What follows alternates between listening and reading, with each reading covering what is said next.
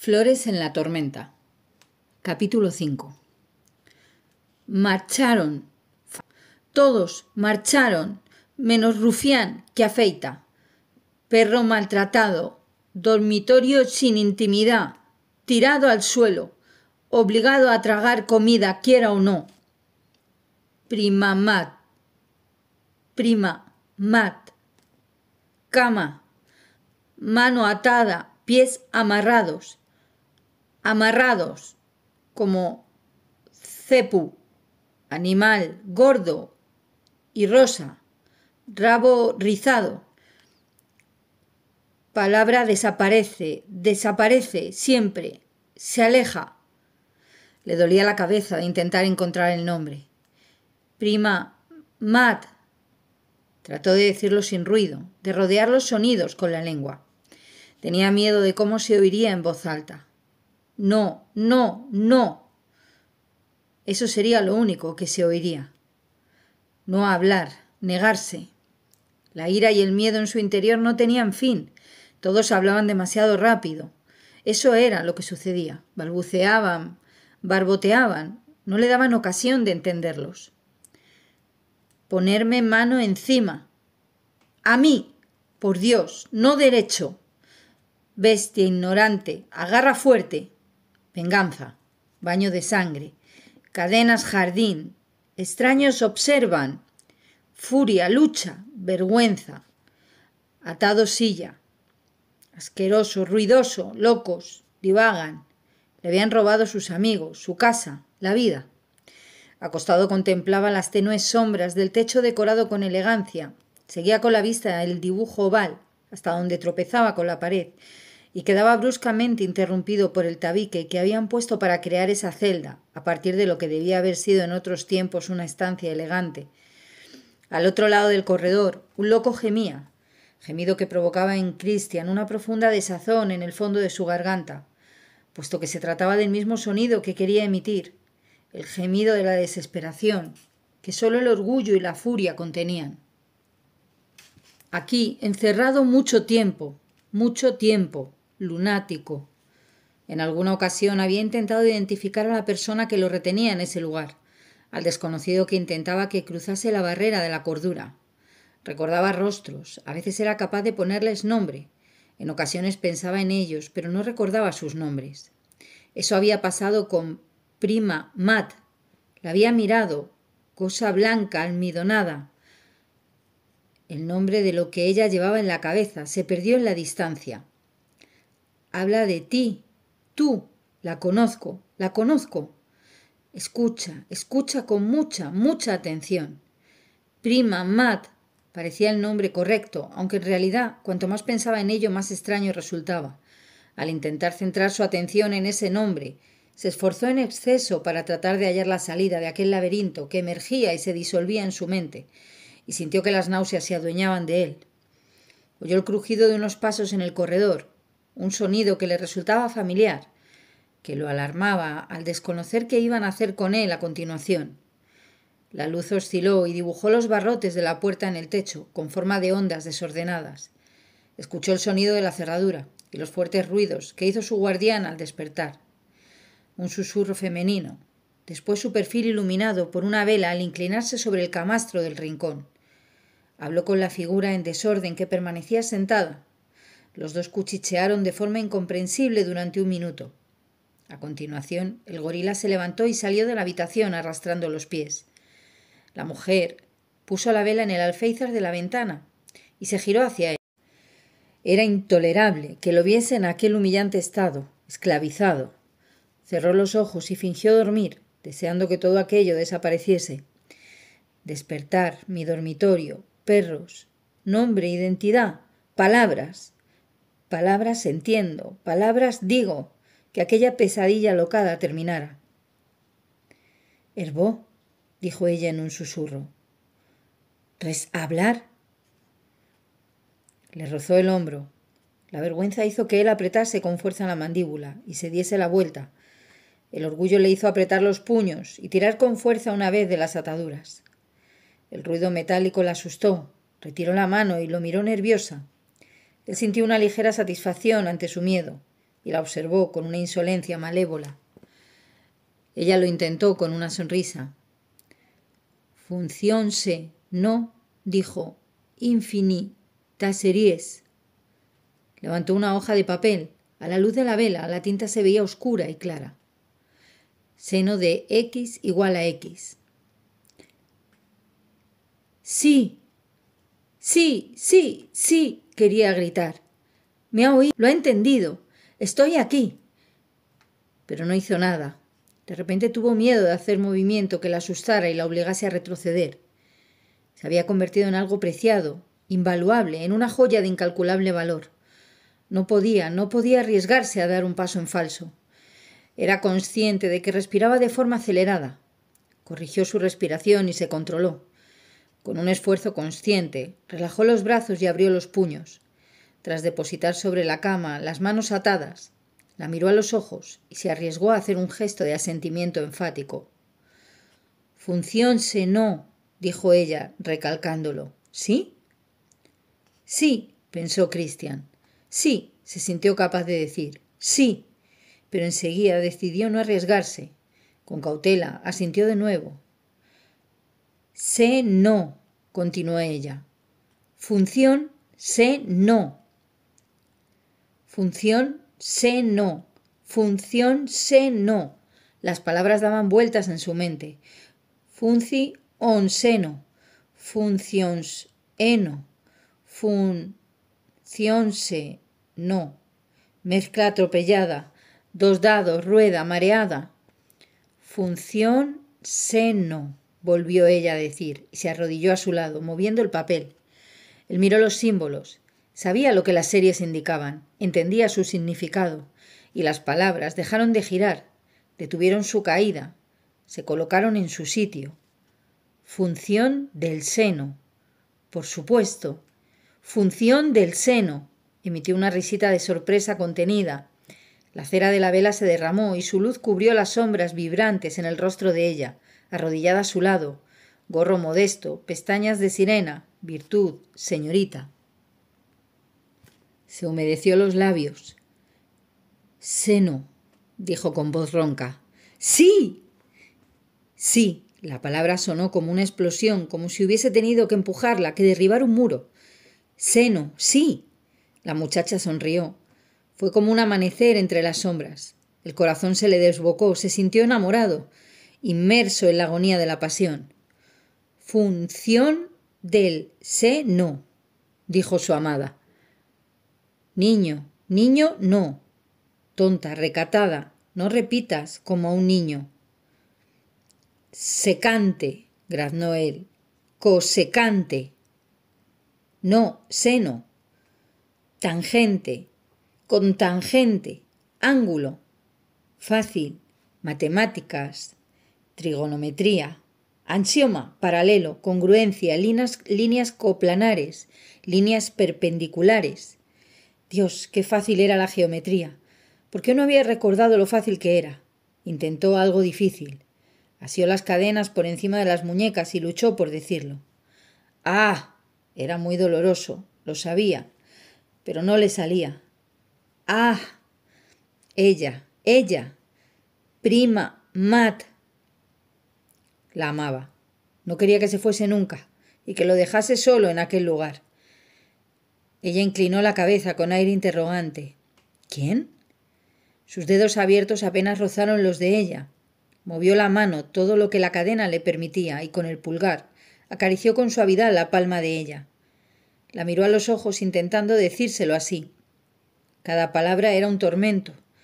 Suena, gira, se aleja deslizándose, peces plateados, agarrar, empujarlos a través del muro.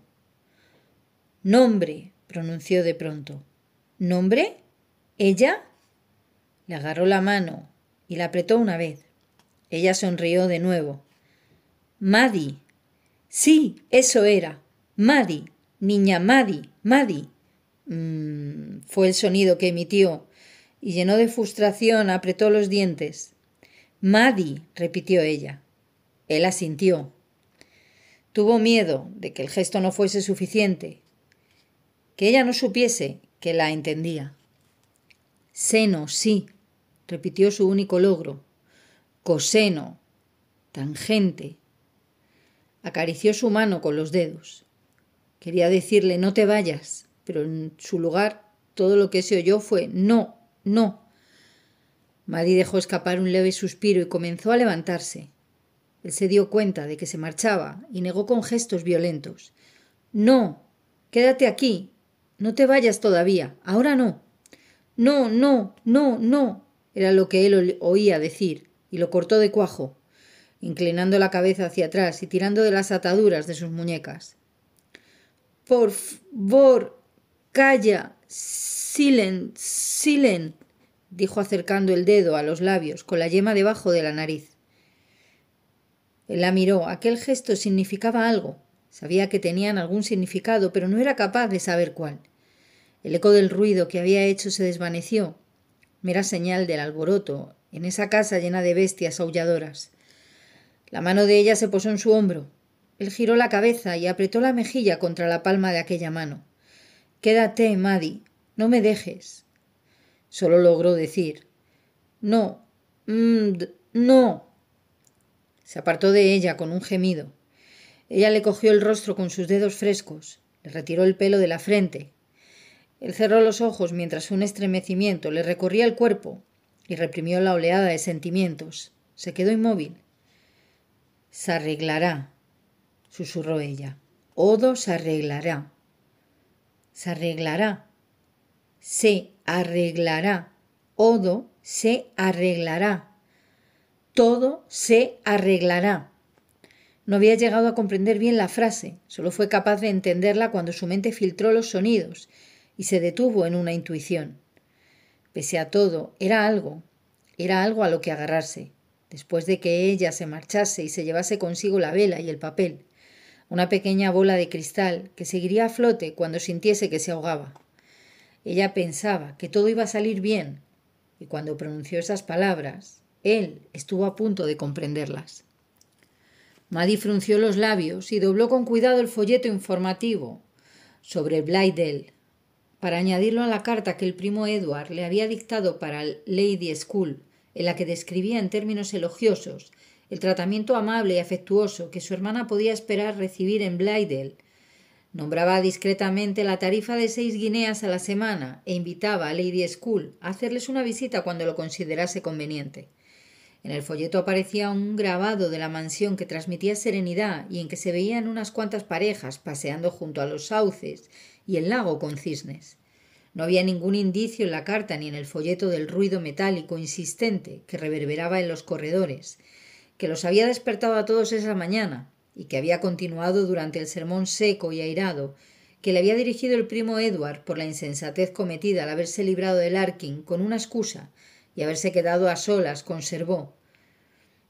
Persistía mientras el primo Edward leía la correspondencia y Maddie archivaba cartas, y siguió mientras Maddie escribía el dictado con dedos temblorosos. El ruido y los gritos fieros que seguían y seguían. Golpe, tangente, golpe, distancia, golpe al cuadrado, golpe menos, golpe y 1, golpe x2, golpe, Maddie, golpe, Maddie, mat. Ultrajado, desesperado, una y otra vez, hasta que la voz se tornó ronca y rasposa, suplicante y lastimera, y se fue desvaneciendo hasta reducirse a una sílaba inarticulada que puntuaba los golpes contra los barrotes de la puerta de hierro. La noche anterior, Maddie no había creído que estuviera loco, pero esa mañana creía lo contrario. El primo Edward había acercado al advertirle que no debía alterarlo, no debía haber ido a importunarlo. En la casa todos eran presos de la agitación, los pacientes estaban nerviosos. Maddie había oído al primo Edward dar instrucciones a Larkin para que explicase al señor Christian que le pondrían la camisa de fuerza y lo llevarían a la celda de aislamiento si antes del mediodía no había depuesto su actitud. Maddie sabía que había una celda de aislamiento. Formaba parte de la terapia moral puesta en práctica en Blithedale, el control del comportamiento de los pacientes mediante el recurso de apelar a su dignidad, el sutil equilibrio entre darles ánimos e intimidarles, según lo requiriese la situación. El primo Edward le había dado un ejemplar del libro del señor Take, descripción del Retreat, el famoso manicomio cuáquero de Nueva York, pionero en el tratamiento moral y humanista de los lunáticos. No había tenido tiempo de leer más que una parte, pero todo el mundo había oído hablar del Retreat. En el folleto de Bladel se ponía énfasis en la extensa formación y experiencia del primo Edward, adquirida a los 8 años, que había trabajado en el centro de Nueva York, bajo la supervisión del doctor Jepson. A los lunáticos había que hablarles como si fuesen personas cuerdas, para tratar de avivar en ellos la chispa de la razón.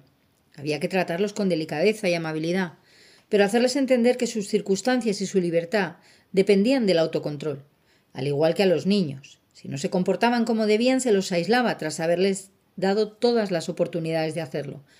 A las 11:30, cuando el primo Edward se retiró para reunirse con su esposa, todavía resonaban en los corredores los golpes insistentes y la voz violenta, que ahora ya no pronunciaba palabras, sino que se había convertido en un sonido gutural, entrecortado, más propio de un animal que puntuaba los golpes a los barrotes.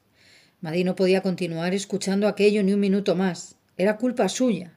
Si él merecía un castigo, no quería para ella la comodidad de quedarse al margen y soslayar lo que había provocado.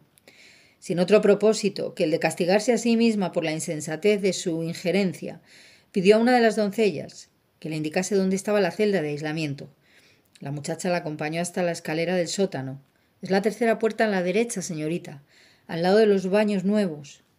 Maddie bajó la escalera. Con cada esquina que doblaba, los violentos sonidos que procedían de arriba se desvanecían, hasta que alcanzó un silencioso corredor. El aire era frío, las paredes estaban encaladas y al fondo una lámpara ardía ininterrumpidamente y proporcionaba una buena iluminación. La tercera puerta a la derecha estaba abierta y daba a una habitación pequeña, sin ventanas, con suelo de madera y un banco empotrado en una de las paredes. No se trataba de la cámara de los horrores que había imaginado. No era más que una celda limpia, austera, fresca, sin llegar a ser fría. Sobre el banco había una Biblia, como si se invitase a alguien a leer y meditar en silencio. En la pequeña estancia, Maddie detectaba la presencia cuáquera del primo Edward, el legado del que tanto parecía haberse alejado en la vida cotidiana. Era como una casa de asambleas cuáquera, un lugar en el que guardar silencio y escuchar una voz suave e inalterable, la de la luz interior. Allí de pie en medio de la celda, pensó que Servaux no se encontraría mal en aquel lugar. Sin embargo, el silencio reinante la inquietaba. Había pasado gran parte de su vida en el silencio de las reuniones y nunca se había sentido incómoda. Había escuchado, había esperado, también en ocasiones, sentido lo que ella creía era una auténtica experiencia de la luz interior, aunque nunca se había visto empujada por ella a hablar ni a dirigir las reuniones. Y pese a que predecir esas cosas era una blasfemia, le resultaba difícil imaginarse impulsada a hacerlo. No tenía ni el aplomo ni la confianza de las que hacía gala el duque. El aplomo que Servaux ya no tenía.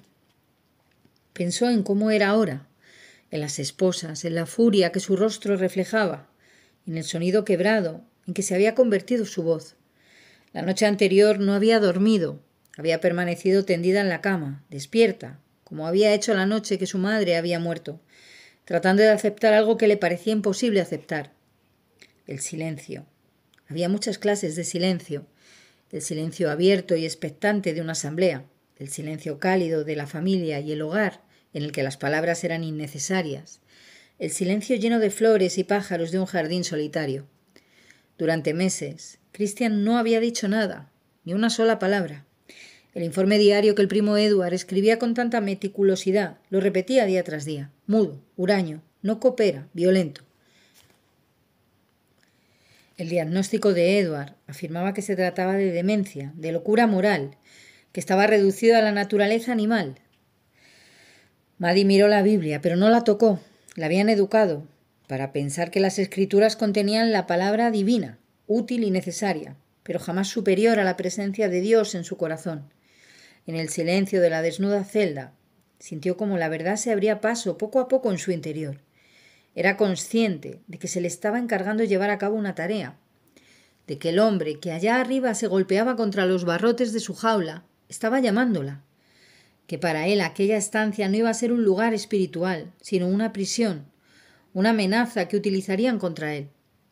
No entendía el silencio, no lo conocía como ella. Se enderezó. No se trataba de un niño de 2 años, no había perdido la razón. No está loco, está enloquecido. El pensamiento le llegó con tanta claridad que tuvo la sensación de que alguien lo había dicho en voz alta. Sintió que algo la abandonaba, que había una presencia que no había percibido hasta que ésta desapareció. La celda le dio la impresión de ser más lúgubre, de parecerse menos al limpio interior de una casa de asambleas y más a un pequeño espacio de reclusión en las frías profundidades de un sótano. Servó no había perdido la razón. Le habían robado las palabras. No podía hablar y era incapaz de entender lo que le decían. Sus golpes y gritos, su ira y desesperación, de repente parecían absolutamente racionales. No eran obra de un demente reducido a la locura por la suma de todos sus vicios, sino de un hombre cuerdo, frenético por la frustración. Aquel duque insensato que conocía las funciones periódicas y las series infinitas de Fourier, que era capaz de crear su propia geometría, que había sido libre y elocuente, incluso a su manera autocrática, generoso, y que ahora permanecía encerrado, algo que lo sacaba de quicio. No había encontrado otra manera de pedir ayuda más que a través de la violencia. Maddy se sintió insignificante. Dios no le había hablado nunca con tanta claridad. Ella no era uno de los ministros, no era como esas mujeres y hombres que tenían el don de la palabra en las reuniones y en la calle. Ella se limitaba a llevar la vida que le había sido destinada.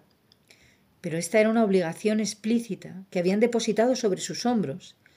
Desconocía el propósito de Dios al hacer recaer aquel sufrimiento sobre Servaux, pero no se necesitaba un conocimiento divino para adivinarlo. A ella no le habían pedido que se dedicase a sermonear al duque ni a juzgarlo en aquellos momentos difíciles. Lo que de ella se exigía era algo muy simple, que no lo abandonara mientras fuese víctima de aquel sufrimiento.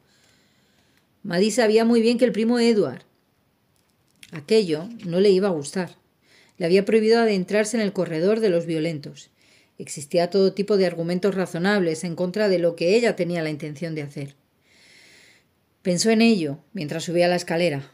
Se aproximaba a la celda de Servaux y escuchaba cómo el rítmico ruido aumentaba de volumen.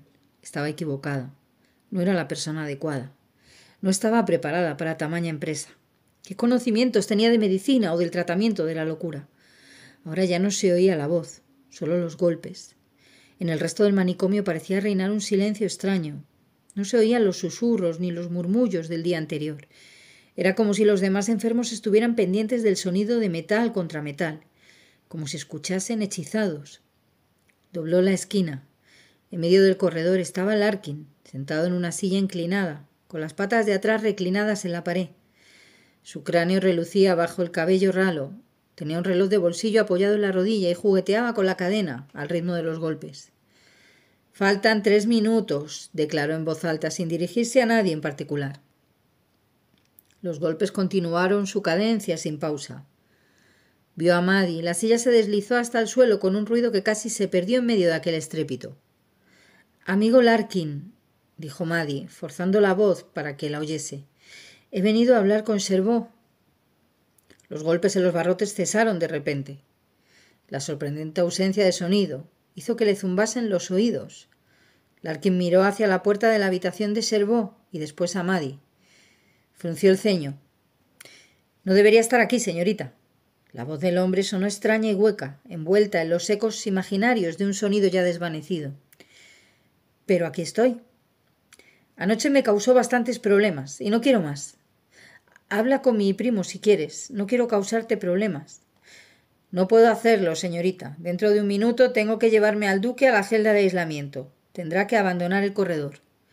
«Solo tienes que hacerlo si no se calla antes del mediodía. ¿No es así?», señaló la puerta para añadir. «Y se ha callado».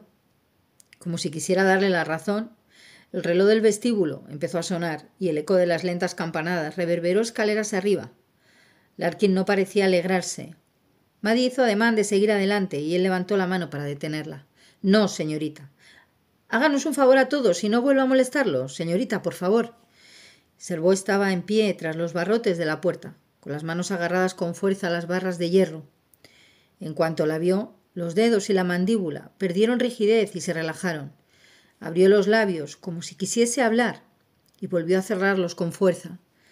Se apartó de la puerta y en la penumbra de la habitación inclinó ligeramente la cabeza y le tendió la mano a través de los barrotes, como si de una dama se tratase y no existiese una puerta de metal entre ellos.